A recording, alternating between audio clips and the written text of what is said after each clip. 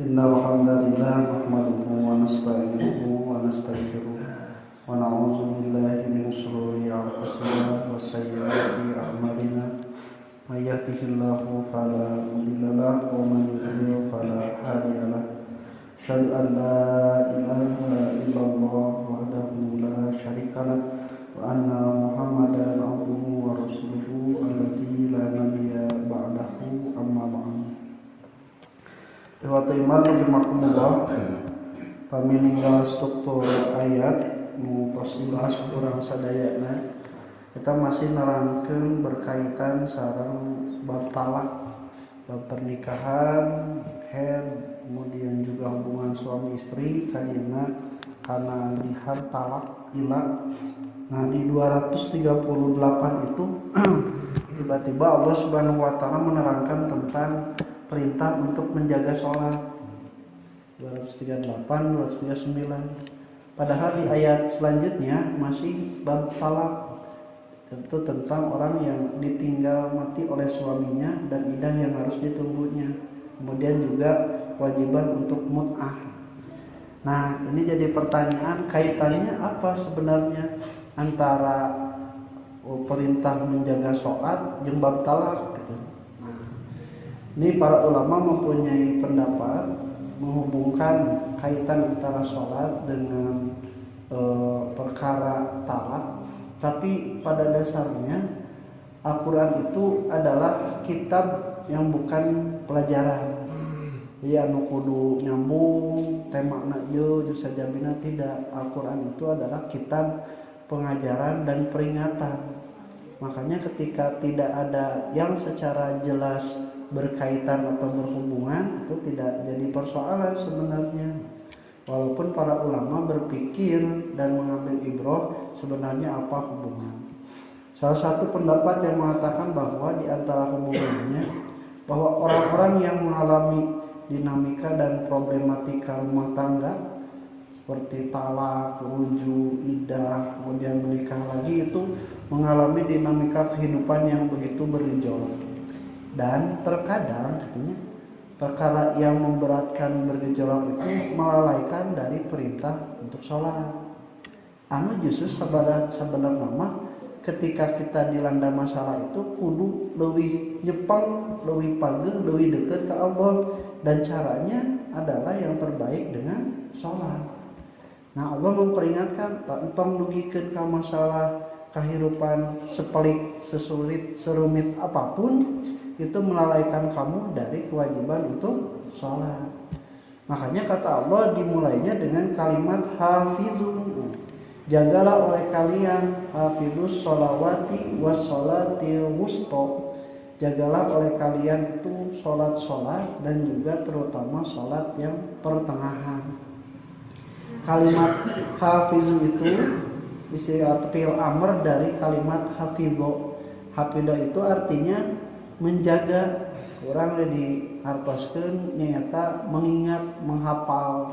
Matakna ya tahfidz Quran. Mana artosna teh? Menghafal Quran. Asal nama menjaga Al-Quran. Kenapa? Karena orang yang mengingat-ingat itu dia akan menjaga dalam hati dan pikiran dan perbuatan. Jadi ketika sholat itu sudah diingat-ingat, maka dia itu akan menjaga tertibnya, menjaga waktunya, menjaga supaya ini tetap dalam keadaan ikhlas, rukunnya sesuai dengan apa yang dicontohkan oleh Rasul. Nah itu adalah implikasi akibat dari orang yang menjaga sholat. Atau geus adan deui, geus asar deui, ngajaga moal. Itu ciri-ciri ini geus teu ngajaga itu. Ingetna oge henteu. Nah, Allah Subhanahu wa taala memerintahkan sholat itu untuk dijaga dengan cara diingat-ingat. Sebagaimana kita mengingat sesuatu itu akan berimplikasi terhadap menjaga sesuatu. Nah, yang dijaga ini as-sholawati, jamak dari sholat.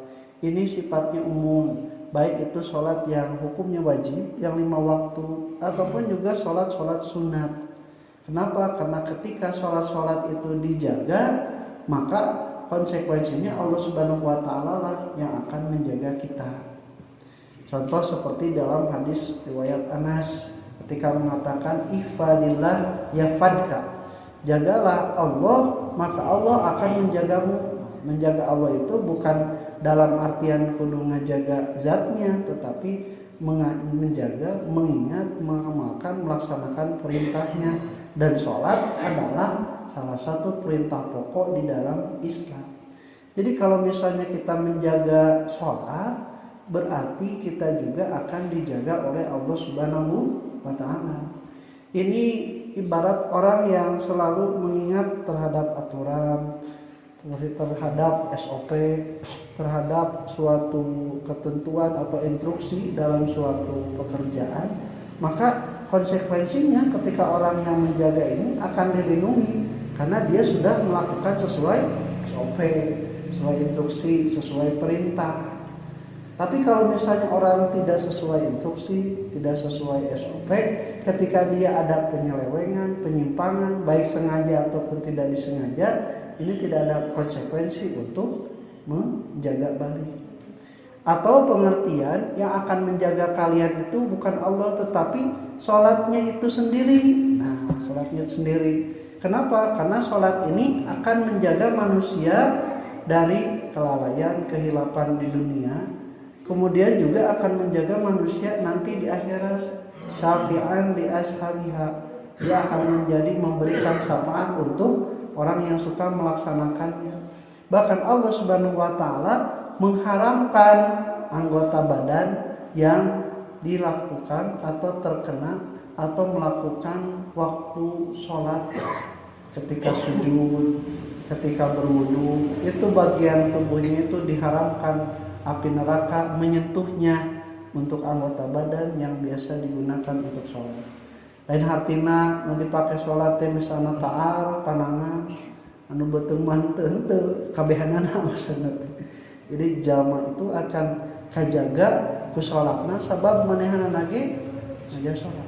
Ini seperti di dalam surah Al-Mudaththir, ma salakakum fi saqar qalu lam nakum minal musallin.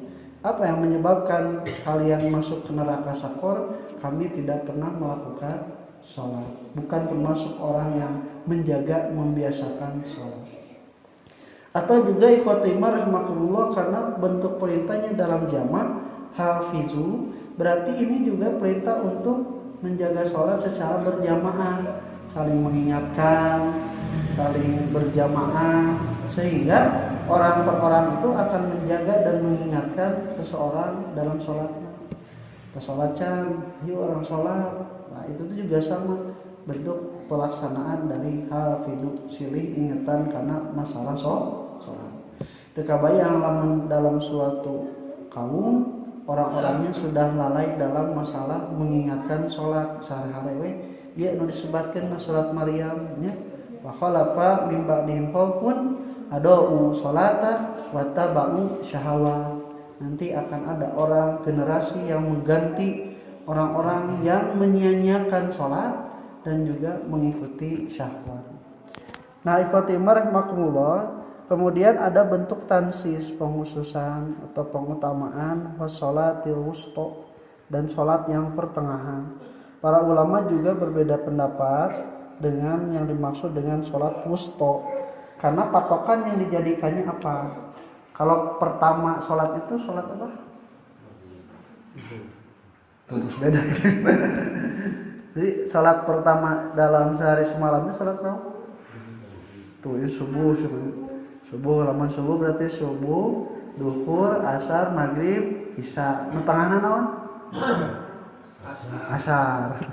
Nah, dak matokna hari pertama itu adalah dari mulai tengah malam, dini hari.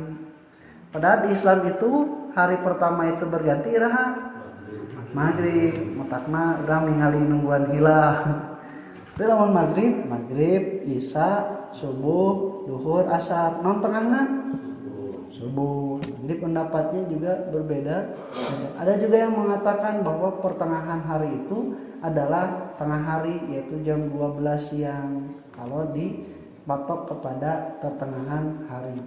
Namun yang paling jelas dalam riwayat Imam Muslim, Rasulullah Shallallahu Alaihi Wasallam mengatakan sholat asar adalah sholat wusto.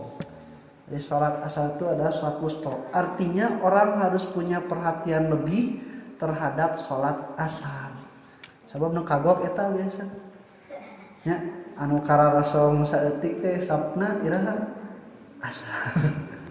Maghrib subuh hari nu da aya keneh di bumi. Zuhur waktuna istirahat nya komo jumaah mah. Maghrib terus arwi pinu isya oge pinu ta asar biasana. Saeutik di dieu ge pernah pas adzan culang cileun.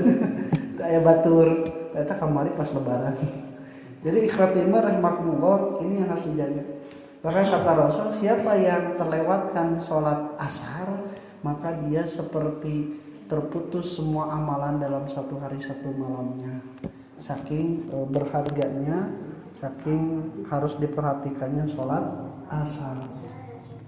Nah kemudian juga diperintahkan waqumu lillahi qanitin, dan berdirilah menghadap Allah itu ketika sholat qanitin dalam keadaan kunut. Qanitin itu artinya itu al-khusyuk, artinya khusyuk. Ada juga yang mengatakan qanitin itu adalah tulul qiyam, lama berdiri ketika sholat. Lama berdiri ketika sholat itu adalah memerintahkan memanjangkan bacaan sholat, baik sendiri ataupun berjamaah, baik jahar ataupun sir. Kemudian juga qanitin itu artinya adalah diartikan diam, karena dulu orang-orang beriman ketika masih melaksanakan kewajiban sholat dan suka diejek oleh orang-orang yang kafir Quraisy, maka Allah memerintahkan untuk sholatnya disirkan. Nah, disebutkan dalam Al-Quran bahwa asal pokoknya jahar kemudian diperintahkan untuk disirkan, terutama zuhur dan asar.